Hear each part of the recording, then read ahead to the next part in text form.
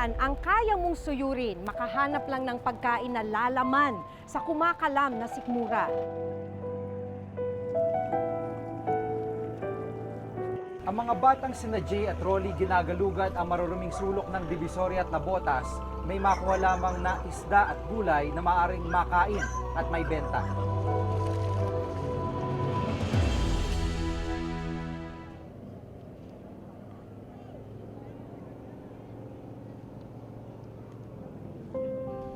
Alas 6 ng umaga, naabutan naming papalaot sina Rolly, Jeffrey at JR. Gamit nilang kawag-kawag o balsang gawa sa styrofoam. Grabe rin yung diskarte ng mga batang to. Nakikita nyo yung pangsagwan nila ay kapirasong plywood lang at saka yung mismo mga braso, kamay nilang ginagamit. Gaano katagal na kayong nagaganyan? Tagal na rin po. Tagal na. Mga 3 taon. 3 taon na? Hindi maliliit pa kayo na magsimula kayo dyan. Ang malalaking bangka o fishing vessel na magdamag na ng isda sa laot ang pakay ng mga bata. Dito manghihingi sila ng mga isdang naiwan sa lambat matapos sanguin at pagpilian. Ito yung mga bangka na pangisda na pinupuntahan nitong sina JR, Jeffrey at Rolly para lamang may abot yung kanilang balde at sa gayon ay makahingi sila ng huli. Itong mga mangisdang ito, yung iba dito ay maaari nilang ibenta at yung iba naman ay ginagawa nilang pangulam sa maghapon. Diba pag malakas yung alon, mahirap? Apo. Mahirap din. Paano ginagawa nyo? Hindi na rin po kami lumalaot. Matyaga nilang iniinda ang lamig at alon habang nagkakawag.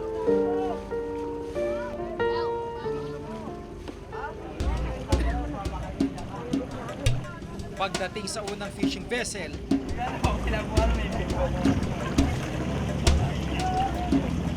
agad na namulot sina Rolly ng mga isda na nakaipit sa lambat. Interview sa bot. Mag!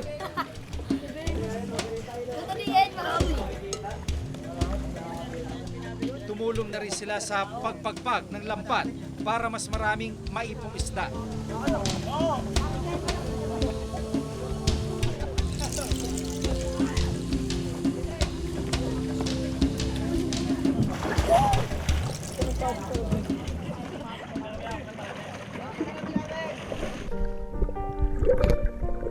Sumisid na rin sila para makuha pa ang mga naiwang isda sa lambat na nasa ilalim ng dagat.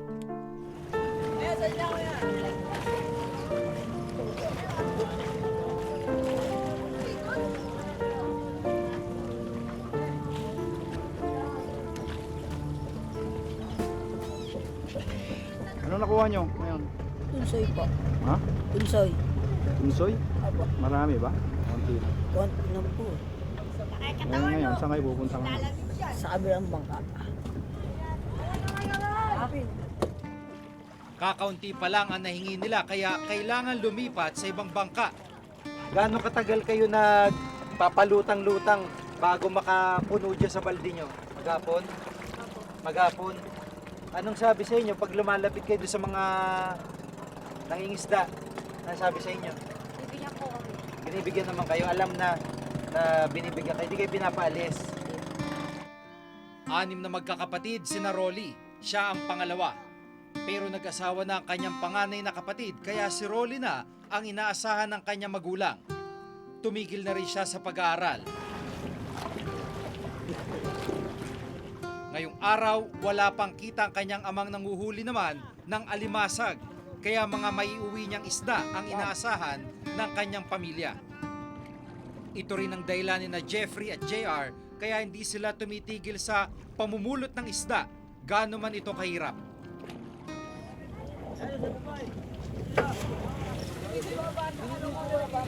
Mas maraming naipong isda ang magkakaibigan sa ikalawang bangka.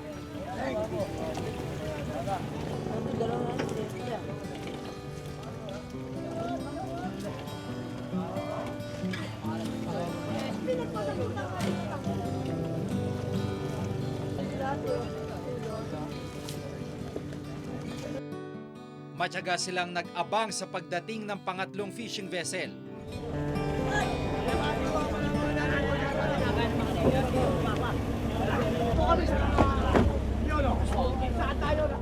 Pero pagdating nito, iilang pirasong isda na lang ang kanilang nakuha.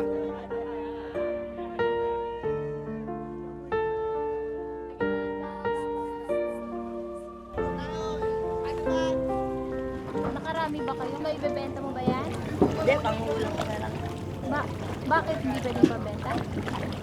Hindi, alam ko na lang po. Wala po kami ulam. Talaga, samahan niyo. Matapos ang 5 oras sa laot, umuwi na magkakaibigan.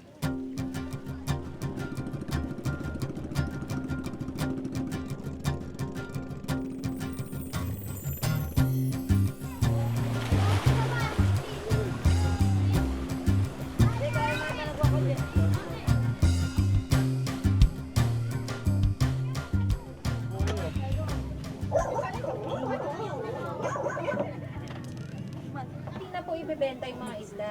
Panguulam na lang po kasi wala po kaming ulam. Pagka ano po, konti lang naman din po yan, kailangan po yung ulam naman po. Ang tatay naman ni Rolly nasa laot pa. Umaasa sa 1 hanggang 200 pisong may uuwi mula sa pangunguha ng alimasag. May panahon na walang mahuli, Wala walang rin po isda, sinaing. walang alimasag. Paano yun? Wala po kaming sinaing din po. Kahit Ano tigas po, wala. Wala rin po. Katulad po kaganina, wala po kaming pansahing, meron po kaming ulam. Nanghiram na lang po ako sa tiyahin ko ng pambili po ng bigas. Para mabuhay ang isang pamilya na may 5 miyembro, 600 hanggang 700 piso kada araw ang dapat kitain. Malayong malayo ito sa 200 pisong kinikita ng ama ni Rolly. Kaya kailangan niyang tumulong para mabuhay ang kanilang pamilya. Ayon sa SWS, kung tumataas ang unemployment rate ay bumababa naman daw ang hunger rate. Mula September 2014 ay naitala ito sa 4.8 milyon na pamilya, pero bumaba ito sa 3.8 milyong pamilya nitong December 2014. Ang tanong, ito nga ba nararanasan ng pamilya ni Jay at Rolly? Meron ba mga pagbabago sa buhay nila sa nakalipas na ilang mga buwan? Nararamdaman niyo ba yung sinasabi ng gobyerno na kumonti na lang yung nagugutom? Minsan po pag may lagyan po dyan, halos lahat po ng taga rito. Talaga maraming kabuhayan. At mga bata malilit, nandiyan lang po sa dagat, nangunguha. Kaya lang, Minsan, pag dumaan po ang Laginlen, mga ilang araw, tagutom ng mga tao. Kasi Lalo pag wala na po bagyo. yung lalo na pag bagyo, wala na pong makain lalo. Ito na maliligo. Pero panibagong hamon na naman kung paano nila iraraos ang hapunan. Muling nagtungo si Rolly sa tabing dagat. Pagsasakag naman ang susunod nilang gagawin. Itong paggamit ng isang lambat para makahuli ng alamang. Pero sa halip na lamang dagat, plastik, lumang sapatos at iba pang basura ang nakuha nila. Makalipas ang 1 oras na pagkakasag, halos isang dakot lang na alamang ang nakuha ni Rolly.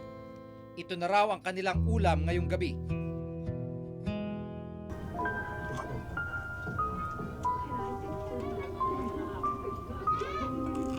Ito po yung ulam namin na hinuli po ng anak ko. Ito po yung ulam namin ngayon.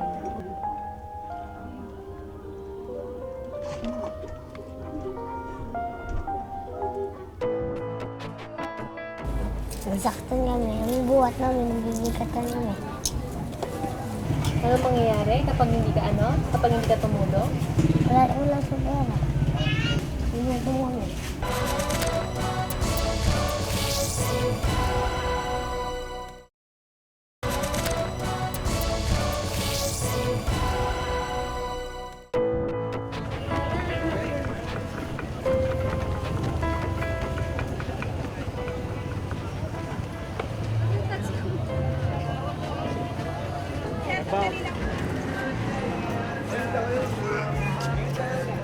Sa gabi naman nagsisimula ang paghahanap ng makakain ni Jay at Arvin.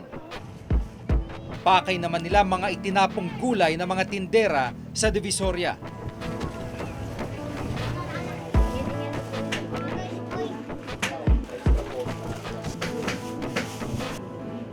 Pipikit tayo, tapos mamulot. Tapos ang tatinda namin. Ano yung mga nakuha mo?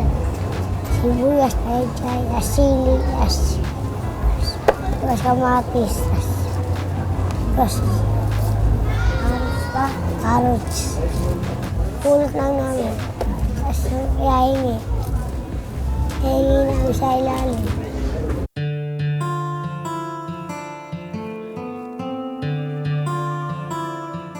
Ang basura para sa iba, pantawid gutom naman ni na Jay. Kaparawin namin, tapos nagtinda na namin. Kaya babalatan naman muna namin.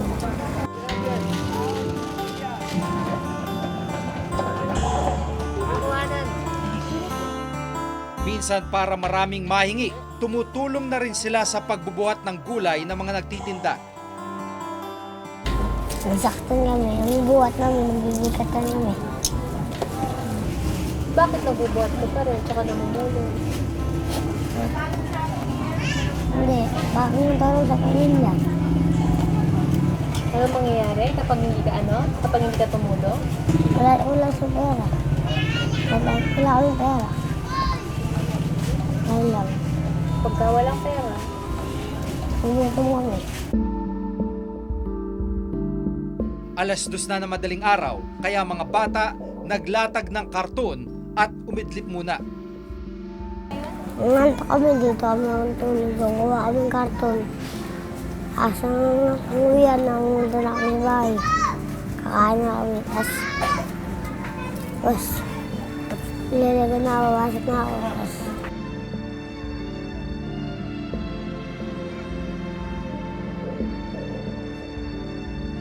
Walong magkakapatid sina Jay.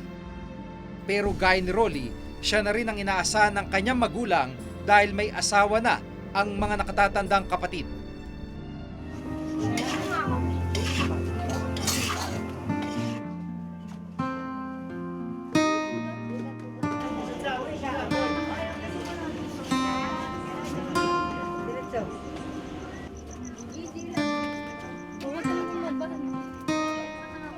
Pagkakargador ang trabaho ng ama ni Jay na si Dondon.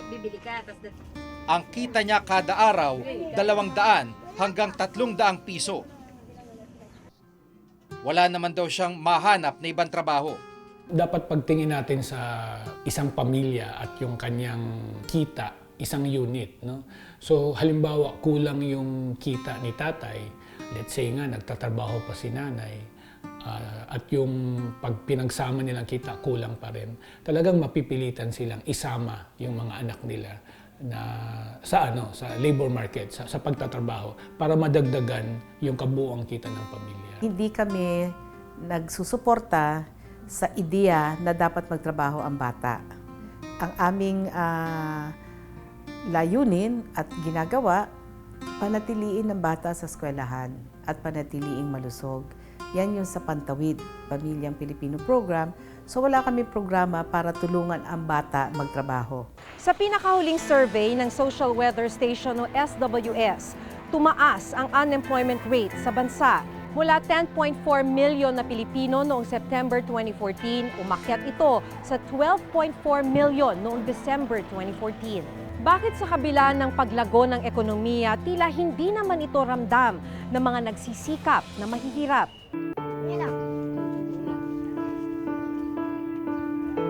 Sa ngayon, ang magdamag na pamumulot ng gulay ay sapat na raw para maibsan ang gutom ni Jay at ng kanyang mga nakababatang kapatid. minsan po, wala akong buwan. Yung kasama ko, walang baon ako.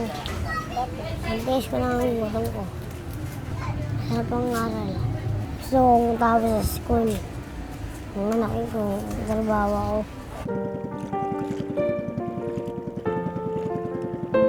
Samantala, sina Rolly muling lumaot para muling mairaos ang isang buong araw.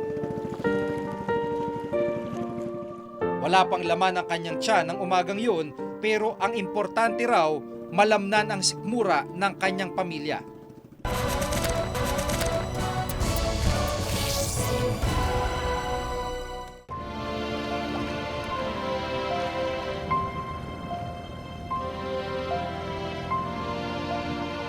Pagmamalaki ng pamahalaan bumaba ang bilang ng mga nagsasabing nagugutom sila sa bansa.